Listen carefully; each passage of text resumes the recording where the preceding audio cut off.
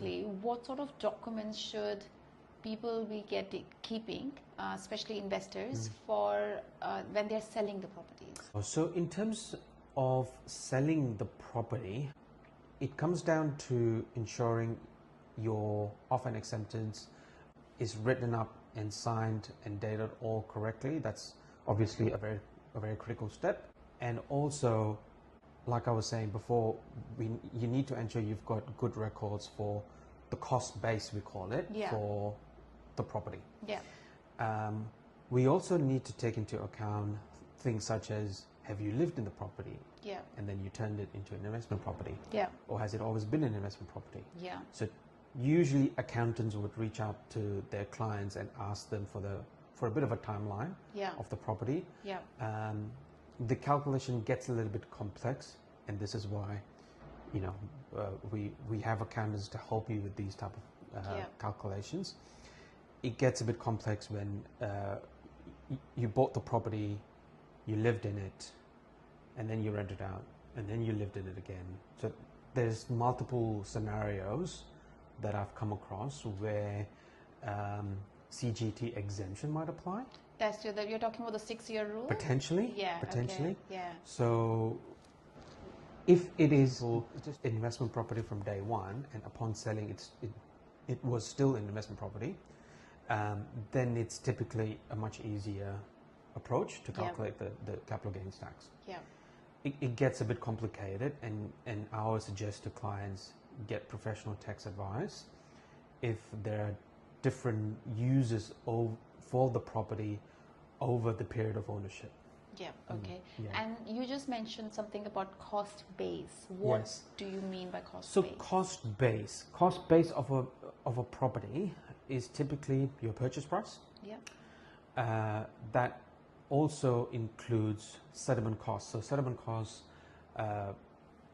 stamp duty, your conveyancer fees, maybe you've done some timber pest inspection, maybe you've done some other due diligence to purchase the property, or if you've actually used a buyer's agent to search for that property, their fees as well.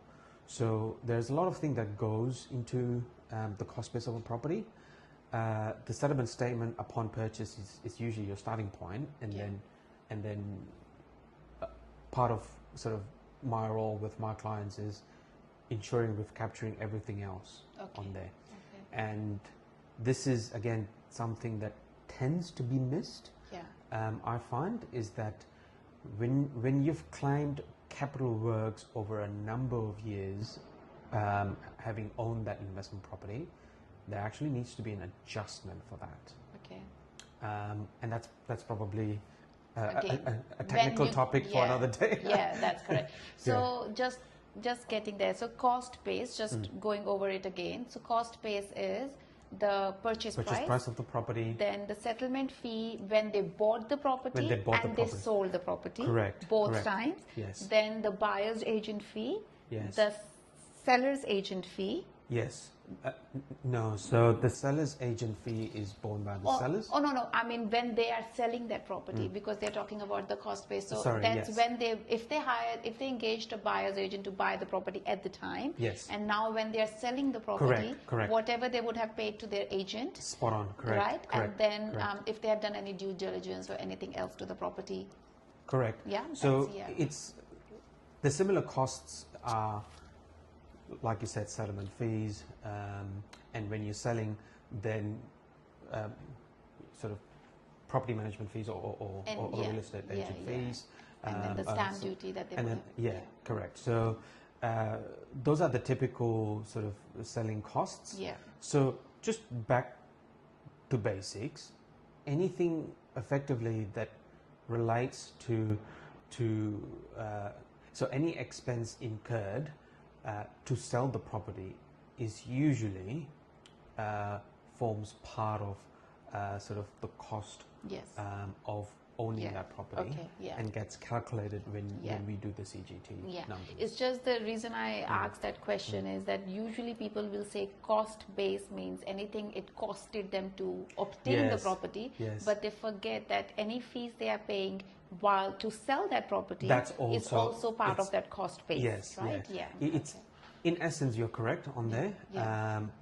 But I think usually the confusion is the difference between expenses incurred for purchasing and then expenses incurred for selling. Effectively, expenses incurred for selling is part of part of the cost of owning the property. Yeah, really. correct. It's one of the same. Yes. Cool.